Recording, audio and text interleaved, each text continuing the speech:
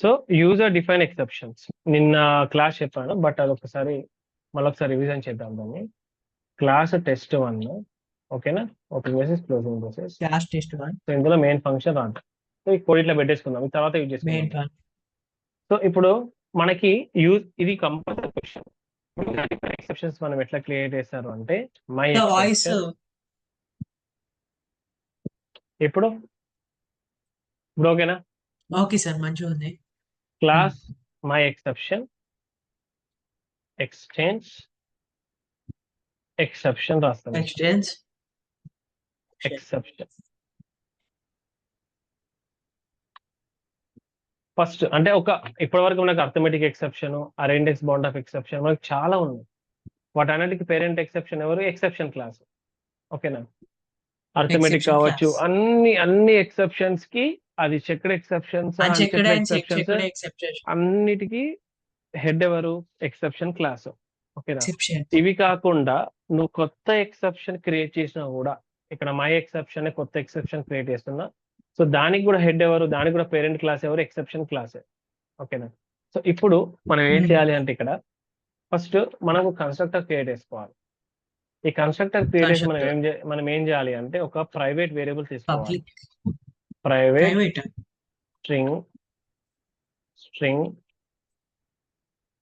String ఒకటి error message. అంటే ప్రతి దానికి అర్థమెటిక్ ఎక్సెప్షన్ కి ఒక మెసేజ్ ఉంటుంది కదా, అలాగే ప్రతి దానికి ఒక మెసేజ్ ఉంటుంది కదా. సో దీనికి కూడా నేను ఒక మెసేజ్ అనుకుంటున్నాను. ఆ మెసేజ్ వచ్చేసి ఏంటి అంటే initially it is null. Null ఉంది. Okay, initially it is null. తర్వాత ఏం చేస్తా అంటే ఇది నార్మల్ గా నేను కోడ్ నుంచి వెళ్ళి ఏదైనా కోడ్ రాసినప్పుడు అక్కడ నుంచి ఇప్పుడు యూజర్ ఇస్తాడు కదా ఇన్పుట్, అర్థమెటిక్ ఎక్సెప్షన్ అది ఇప్పుడు ఇక్కడికి వస్తుంది. అప్పుడు ఎర్రర్ మెసేజ్ మనకి ఏదైతే లోకల్ వేరియబుల్ ఉందో అందులో ఈ స్ట్రింగ్ ని మనం స్టోర్ చేద్దాం. ఏది ఇక్కడికి వచ్చిన ఇన్ఫర్మేషన్ ఏంది ఇక్కడ స్టోర్ చేద్దాం. తర్వాత string equal to null, error message equal to null. ఇది ఒక స్ట్రింగ్ వేరియబుల్. ఈ స్ట్రింగ్ వేరియబుల్ యొక్క స్ట్రింగ్ ఆబ్జెక్ట్ అని ఉంటాం మనం. ఈ స్ట్రింగ్ ఆబ్జెక్ట్ యొక్క వాల్యూ వచ్చేసి మనకి నల్ ఉంది. బట్ ఇక్కడ error message equal to S అని రాసాను. ఈ ఎస్ అనేది మనం ఎక్కడి నుంచి పాస్ చేస్తామో నేను చూపిస్తా దీనికి. ఓకేనా? తర్వాత మనం ఇక్కడ ఏం రాయాలి అంటే ఇప్పుడు టూ స్ట్రింగ్ మెథడ్ యూజ్ చేయాలి. టూ స్ట్రింగ్ మనకు అర్థమెటిక్ ఎక్సెప్షన్ కావచ్చు, అరే ఇండెక్స్ బౌండ్ ఆఫ్ ఎక్సెప్షన్ కావచ్చు. మనకి ఇట్లా వస్తుంది కదా డివైడ్ బై 0 అని, అరే ఇండెక్స్ బౌండ్ ఆఫ్ ఎక్సెప్షన్ అని, నంబర్ ఫార్వర్డ్ ఎక్సెప్షన్, అవన్నీ ఎలా వస్తాయి? టూ స్ట్రింగ్ మెథడ్స్ వస్తాయి మనకి. To string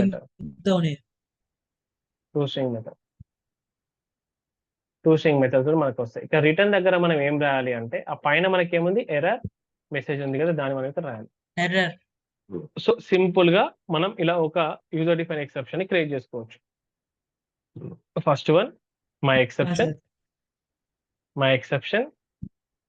exchange exception. ఓకేనా? ఫస్ట్ ఇది తీసుకోవాలి. నీకు నచ్చిన క్లాస్ తీసుకో, ఆ ప్లేస్ లో నీకు నచ్చిన పేరు తీసుకో ఈ ప్లేస్ లో.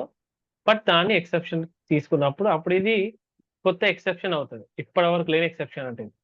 తర్వాత దానికి ఒక మెసేజ్ అనుకోవాలి, ఒక మెసేజ్ అనుకోవాలి, దాన్ని డిస్ప్లే చేయాలి అవుట్పుట్ లో. ఎలా? టూ స్ట్రింగ్ మెథడ్ తోటి మనం రిట్రైవ్ చేసుకోవాలి whatever the message we got. So ఇప్పుడు మనం ఏం చేద్దామంటే ఇప్పుడు మనం క్రియేట్ చేసాం కదా ఎక్సెప్షన్. ఇప్పుడు నేను ఏం చేస్తాను అంటే ఇక్కడ ఇందులో ఒక కోడ్ రాస్తాను చిన్న కోడ్ రాస్తున్నాను.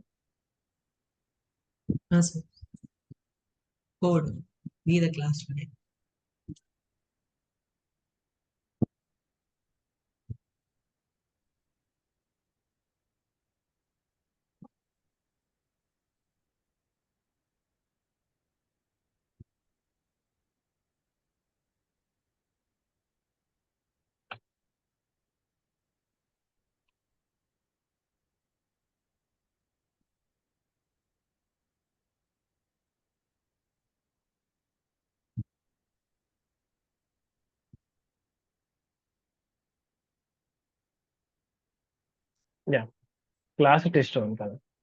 సో ఇప్పుడు నేను ఇక్కడ కోడ్ రాస్తాను. Int x equal to 0, X equal to 1 comma Y equals to 2 comma Z equal to 0 అని రాస్తున్నాం. ఊరికి అట్లా ఏదో కోడ్.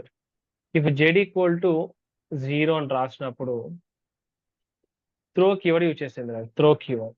త్రో అని ఎందుకు Throw రాస్తారు? keyword. త్రో అసలు త్రో కీవర్డ్ ఎందుకు యూజ్ చేస్తారు అని అంటే, ఎప్పుడైనా సరే నువ్వు అర్థమెటిక్ ఎక్సెప్షన్ కావచ్చు, ఎస్క్యూఎల్ కావచ్చు, ఇంకా ఏదైనా కంపల్సరీ చిక్కడ్ ఎక్సెప్షన్స్ యొక్క నువ్వు ఏదైనా లైన్ లో ఇవ్వాలను suppose throw arithmetic exception.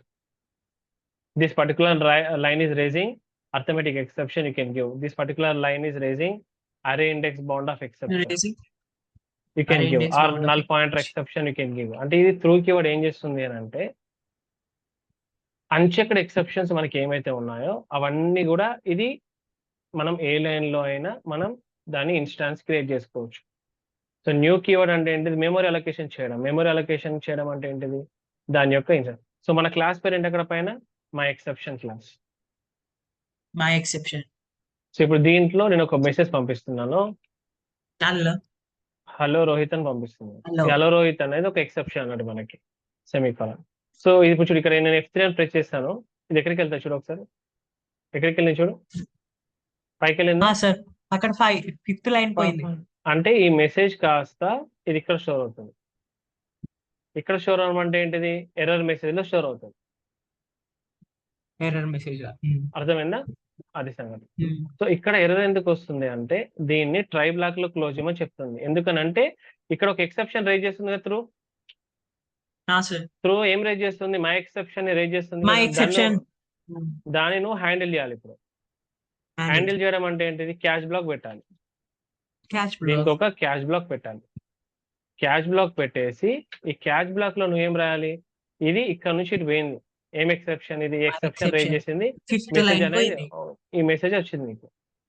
Catch black కూడా ఏ ఎక్సెప్షన్ హ్యాండిల్ చేయాలి? మై ఎక్సెప్షన్ హ్యాండిల్ చేయాలి. మై ఎక్సెప్షన్ ఏమి?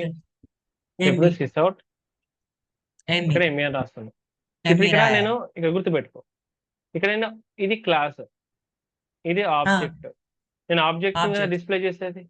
ఆబ్జెక్ట్ ని డిస్ప్లే చేయడం అంటే నీకు ఏం చెప్పాను నేను? ఈ పర్టికులర్ క్లాస్ లోపల టూ స్ట్రింగ్ మెథడ్ ఉంటుంది. ఎక్కడ ఉంది అది? ఎస్. ఇదే క్లాస్ కదా, ఈ క్లాస్ లో టూ స్ట్రింగ్ మెథడ్ ఉంది కదా. ఈ టూ స్ట్రింగ్ మెథడ్ లోపల ఎర్రర్ మెసేజ్ అంటే ఏంటి? ఎర్రర్ మెసేజ్ మనకి ఏమొచ్చింది? ఎర్రర్ మెసేజ్ అంటే హలో రోహిత్ కదా. హలో అంతే కదా. ఇక్కడ ఈ మెసేజ్ ఎక్కడికి వెళ్ళింది? ఇక్కడికి వస్తుంది. హలో ఇది ఇందులో ఇప్పుడు ఎర్రర్ మెసేజ్ లో స్టోర్ అయింది. ఇప్పుడు నేనేం చెప్పాను? మనం ఆబ్జెక్ట్ ని ఎప్పుడైతే డిస్ప్లే చేస్తామో, ఇది ఆబ్జెక్ట్ కదా, ఇదేమో క్లాస్ కదా. నువ్వు ఆబ్జెక్ట్ ఇందాక అర్థమెటిక్ ఎక్సెప్షన్ మనం అవన్నీ డిస్ప్లే చేసినప్పుడు కూడా మనకు డివైడ్ బై 0, అరే index bound of exception, number format exception వచ్చింది కదా. అలాగే మై ఎక్సెప్షన్ అంటే కూడా దానికి సంబంధించిన మెసేజ్ కూడా మనకు రావాలి కదా. సో దానికి సంబంధించిన మెసేజ్ ఇక్కడ ఏమి ఇచ్చినావు? హలో రోహిత్ అని ఇచ్చినావు కదా. సో అది ఇక్కడ స్టోర్ అవుతుంది. సో ఇప్పుడు ఇక్కడ system dot out dot println ME అంటే అది ఏం చేస్తుందంటే, ఈ ఎంఈ ఆబ్జెక్ట్ యొక్క క్లాస్ ఇదే కదా. ఈ క్లాస్ లోపల టూ స్ట్రింగ్ మెథడ్ ఎక్కడ ఉంది? ఈ లైన్ లో ఉంది. టూ స్ట్రింగ్ మెథడ్ ఇక్కడ ఏం రాసినావు నువ్వు? Return error message. ఇప్పుడు ఎర్రర్ మెసేజ్ లో మనం ఏం స్టోర్ చేసినాం ఇందాక? హలో రోహిత్. అదే హలో రోహిత్, అదే ఇది మనకు వస్తుంది answer. So this is about user define exception. వచ్చిందా?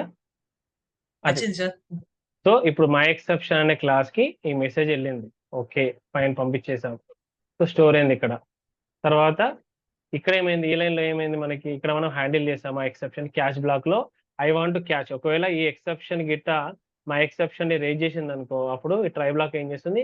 రేజ్ చేసుకొని మనకి క్యాష్ బ్లాక్ లో హ్యాండిల్ చేస్తుంది. అది మై ఎక్సెప్షన్ కాబట్టి మనం ఎంఈ అంటే ఆబ్జెక్ట్ ని టూ స్ట్రింగ్ మెథడ్ కి కన్వర్ట్ చేసుకొని టూ స్ట్రింగ్ మెథడ్ లో ఉన్నది మనకి డిస్ప్లే చేస్తాం. So this is about. Sir కానీ మా సార్ టూ స్ట్రింగ్ ఇట్లా